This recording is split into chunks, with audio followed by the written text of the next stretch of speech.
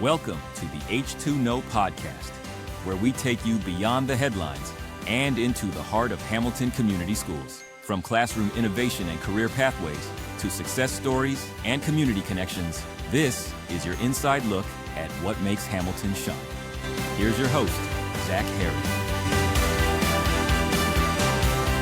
Hello, Hamilton community. Welcome back into the H2Know Podcast, where we're taking a deep dive into everything Hamilton Community Schools, what's happening in the district, things we're working on, and things that might go unnoticed.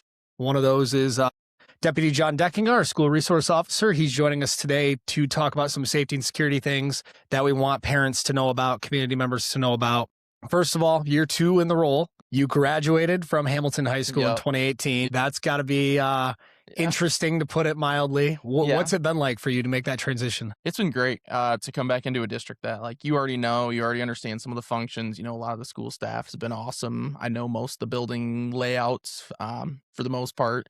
So that's been great. Instead of trying to relearn new buildings, new high school, new middle school, meet all new staff, a lot of it is coming back to a place that spent a lot of time here. So it's been great. What was the biggest learning curve or thing that you were like, okay, as an SRO, obviously it's very different. You spent over 2 years on the road and kind of a different role for you. Yeah, it's different. You take less responding to calls and calls waiting for us, and more so being proactive and preventing stuff from happening. So it's been a little bit different mindset, not so much taking people to jail or making traffic stops, but more so building relationships with kids for when things do go bad in their life. And we kind of have that communication already, and we know each other, so it makes that process a little bit easier. To you, what is the role of a school resource officer? Because I think a lot of times parents can look at it and say, oh, he's the scary cop that steers my kid straight. But I think a lot of times when I run into you, it's high fives with kids. It's kids walking up and wanting to just talk to you about their weekend. To you, how would you describe your role? Much like being a road deputy, we wear millions of different hats. Yeah. Sometimes it's noticing something on campus that needs to be fixed that other people might not see. So, like, you kind of keep an eye on, like, maintenance, making sure doors are locked. Building relationships with kids is probably the primary one. You're a counselor, you're a little bit of everything. Sometimes you could be a fill-in teacher if something's needed, or topics more so safety.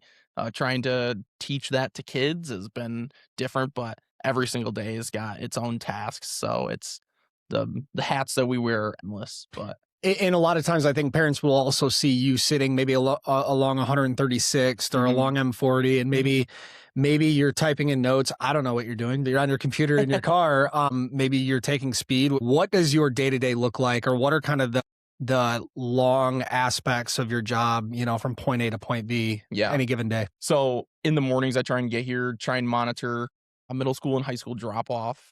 Some of those things are keeping an eye, maybe somebody on campus that shouldn't be on campus, keeping an eye out for stuff like that. Speed is a big one, trying to make sure that people are slowing down on 136 in the morning, making sure that there's no accidents in the roadway. But some of that time is also spent working on paperwork and getting stuff caught up either from the day before or stuff that I've got going that day. So typically, I'll try and do that in the mornings. I'll try and stop into either the middle school or the high school, just say hi to staff, see if there's anything going on, and then I'll try to make it to one of the elementary schools and monitor their drop-off.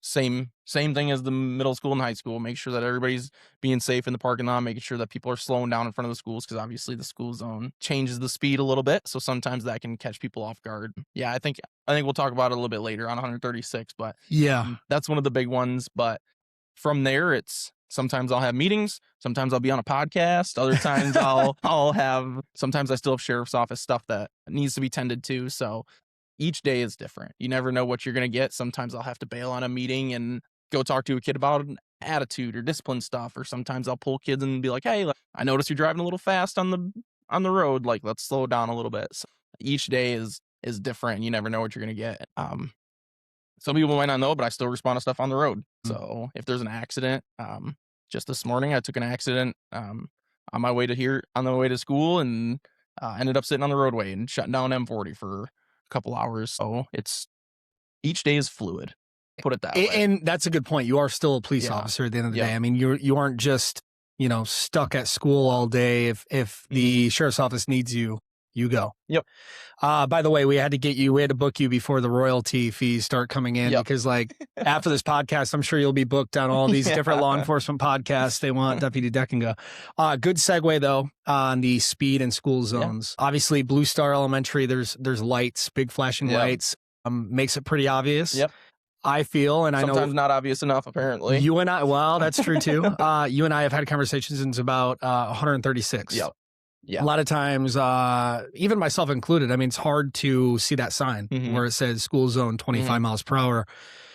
Talk to parents and community members about the importance of school zone safety, speed, and maybe where that starts and ends. Yeah. So I guess we'll just focus on 136 because that's probably the biggest one that we deal with. Most people don't know it because honestly, I think we've failed a little bit to enforce it over the years. Sure. But 136 between the middle school, well, technically admin, and the high school during morning drop-offs and afternoon pickups, it drops down to 25 miles an hour. So the signs are clearly posted. It's got the times and everything. It's posted school zone, but we haven't done a super great job of enforcing it. And so people just assume that it's still a 35 mile an hour through here, which I'm not naive to know that if it's 35, people are naturally doing 40, 45, right? Yeah. So now we have a 25 mile an hour zone and we have kids crossing the street. If people are still doing 40, 45 miles an hour, that's an issue, especially in the wintertime like this. We have a lot of kids that cross 136 to either go to cultivate. They live across the street. They're going to one of the subdivisions. Like we have kids crossing everywhere. And if it's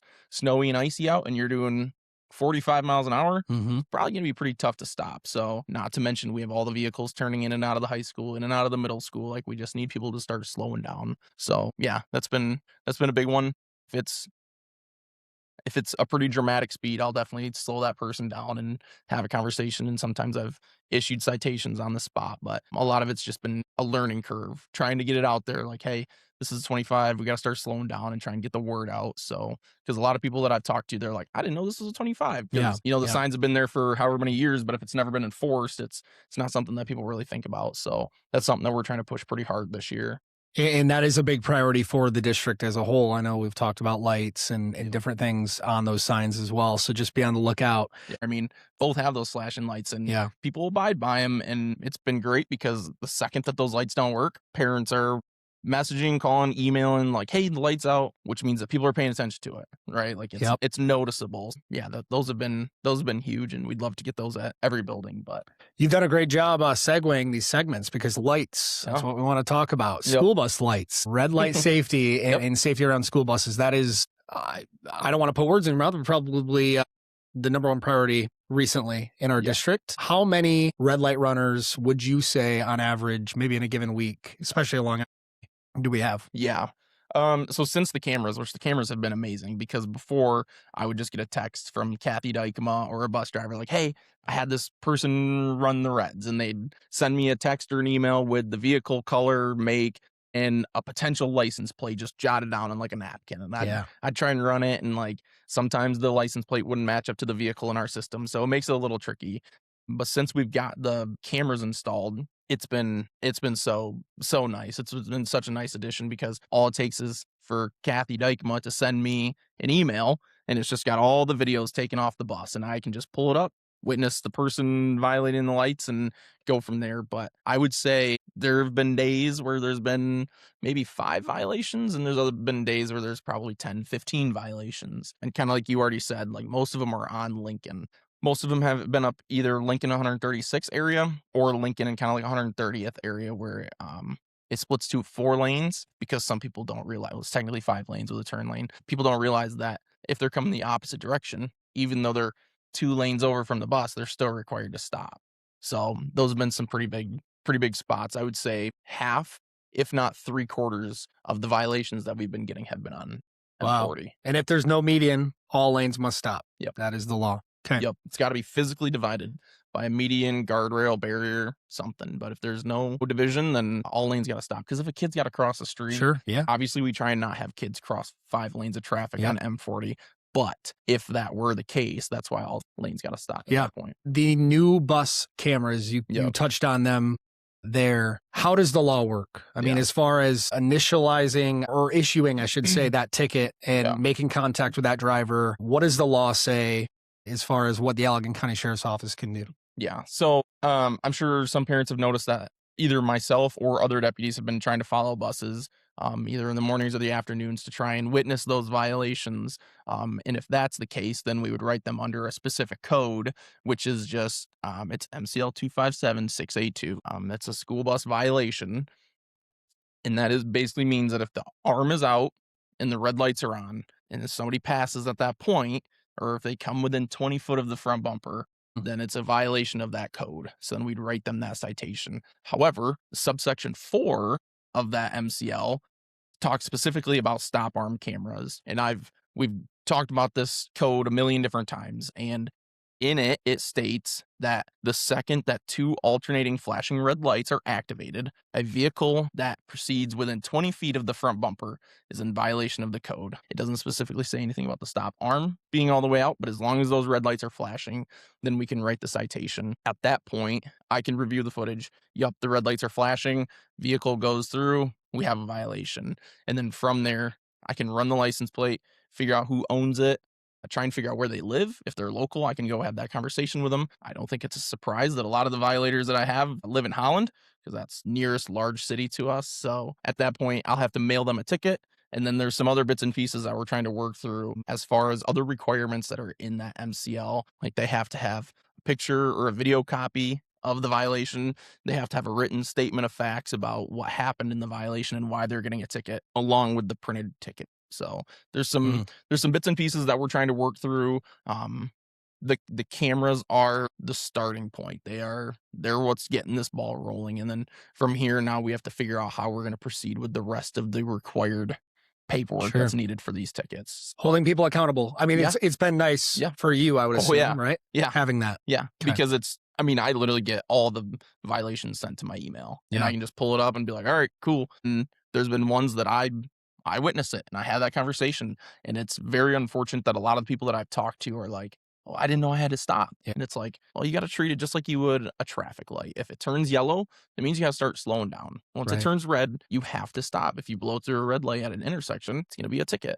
It's amazing how clear those cameras are. I mean, even cars, driving by at 40 mile per hour, you are able to see that license plate. I mean, it's a frame by frame picture. Yeah. And even if I can't read the license plate, if it's got identifiable stickers or different painted quarter panel or whatever, I'll just add it to my little spreadsheet and I'll keep an eye out for that vehicle. You do a lot in your role. We've already touched on that. You have also spoken to students at lunches at Hamilton High School, at Hamilton Middle School. Give parents kind of a synopsis of what you try to focus on with students, middle school through high school. What are those talks and what are those presentations that you give? Yeah. So at the high school, we've tried to do like different lunch presentations based on like certain times of the year, right? So like in the fall time, we talked about like, hey, what happens if you get into a car accident? What happens if you hit a deer? Something like that. In the winter time, it's what happens if you're stuck in a snowbank? Like, how do you get a tow truck? Right. Like, what are some things that you should keep in your vehicle? Stuff like that. Not all of it is safety around the school, but it's kind of like trying to prepare kids for life, right? Like stuff that they're going to come across. Because there's a lot of kids that they might get into an accident and not know what to do. As any teenager probably wouldn't know what to do, right? Because it's a new situation for them. So just kind of like situations like that. Like, hey, if you get into an accident, you got to stop. If there's enough damage, you got to call the cops and you got to do a police report, right? Because the other person, even if you don't want your vehicle fixed, maybe the other person does. So stuff like that, because if you leave, then you're going to get in trouble and you're going to get talked to. And if they don't know that, then it puts them in a sticky situation. So things like that we've discussed quite a bit. One of the biggest things has been social media and social media usage. Kids their whole lives are on social media, and just trying to help them navigate that in a safe manner to where they're not going to get themselves jammed up on accident. Or if they're doing something they shouldn't be doing in general, it's be like, hey, like, let's maybe make some smarter decisions. So one of the biggest ones we had in last year is I tried telling kids like, hey, like what you do on your phone stays with you. It's scary for other people. It's really nice for us, but like things that you do on your phone is pretty easy to track. But Snapchat's temporary, right? No. Okay. So like stuff like that. Like kids are like, oh, well, it's temporary, so I can get away with it. I'm like, it's temporary on your end, right? So like I can still get all that information and it's relatively easy for me to get that. So just kind of making them aware of like, hey, like, let's make some really good decisions so we don't get ourselves into a sticky situation. Because last year we had a situation, a kid did something on their phone and it was extremely malicious. And they were like, well, I'm not going to get caught. There's no anything to catch me because I'm hiding behind an app or whatever. And I was able to find out who the kid was by like noon, and I could have that conversation with them. And I think that incident, as unfortunate as it was a great eye opener for the rest of the kids. Like, Deputy Dekkinga is not playing around. Yeah. Like, he's being serious. And I try to tell kids that, like, hey, like, this is real.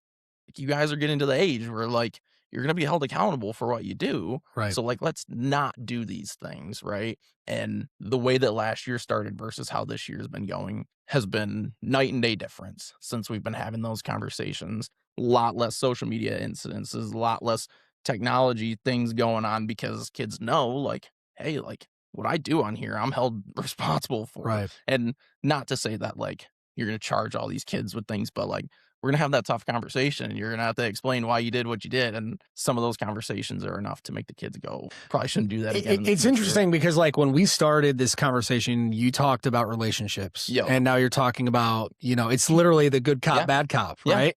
A lot of people always bring that up, but for you, I mean, you live that every day. Yeah. So when you have a relationship with a kid, it's probably a lot easier to have that tough conversation. Yeah. And my intention is to never get a kid in trouble, right? Like, I don't get joy from that. That doesn't make me happy. It makes me pretty upset when, you see a kid make a mistake and like they have to answer for it, because it's like, how could we have prevented this, right? Because most of the kids go, I didn't know that was illegal. I didn't know that I shouldn't have done that. And they're genuine about it, right? Yeah. Like, sometimes you'll get one that's like, you kind of knew what you were doing, right? Yeah. But for the most part, it's like, how can we get in front of this to try and prevent kids from ending up in that situation? And that's where I've been trying to harp on the kids of like, hey, like, let's make good decisions. And I've built a lot of relationships with kids who have made mistakes, because you typically don't get that face to face with kids that often. Yeah. But like, I'm being serious of like, it's not my intention to get a kid in trouble, but I will have to have that hard talk with them. And I think at that point, like, if it's not a kid that I normally have conversations with, we now like kind of understand each other. And moving forward, I've had great relationships with those kids, and a lot of them are making way better decisions, because it's kind of like you're being held responsible for your actions, but also understanding of like, I respect you. Like, it's got to go both ways, and we're both going to come out of this all right. So is that the importance of an SRO in a school in your mind? I mean, what does it boil down to? I think we can speak on behalf of Hamilton Community Schools. I mean, Deputy Knapp, to you, the importance of having police presence in the school, I think, has spoke volumes, just those relationships. But for you, what would your message be to parents about just having the importance of police presence? Yeah. I mean, it's kind of like what I talked about earlier. Like, I wear a million different hats. Yeah. And if I wasn't here to handle these situations, I don't know who would handle it, right? Because a lot of it requires resources that I have that school staff might not. But I mean, my main priority is the safety and security of the kids, right? Like, that is my day-to-day duties, is to ensure that all the buildings are secure. Like, I'll spend countless trips walking around the buildings and just pushing exterior doors. And like, this time, like, there might be a wood chip in the door, or there might be some salt in the door or something, and that door pops open. Well, I can now shut that. I can go to maintenance, be like, hey, like, this door is doing whatever. I've gotten with maintenance a million different times to make sure that these doors are shut and secured, because at the end of the day, these kids are kind of my responsibility, right? Like, I don't take that lightly.